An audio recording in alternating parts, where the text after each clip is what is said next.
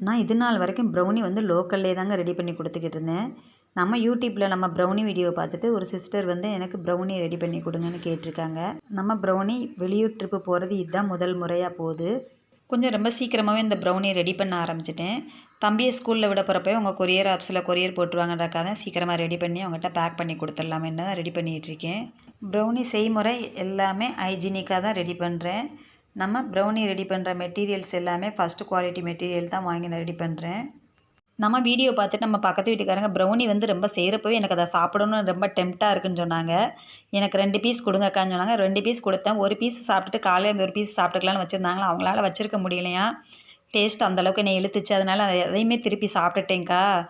மீதி பேலன்ஸ் இருந்துச்சுன்னு கொடுத்தேன். எனக்கு அதுக்கும் ப்ரௌனியே கொடுத்துருங்கக்கா அப்படின்ட்டாங்க. சரி, அதுக்குமே ப்ரௌனியாகவே ரெடி பண்ணி கொடுத்தாச்சு. நம்மக்கிட்ட ப்ரௌனி டேஸ்ட்டு பார்க்கணும்னு நினச்சிங்கன்னா ஸ்க்ரீனில் தெரியிற நம்பருக்கு வாட்ஸ்அப் பண்ணுங்கள். பாருங்கள் சாக்லேட் எப்படி மெல்ட்டாக ஜூஸியாக இருக்குது.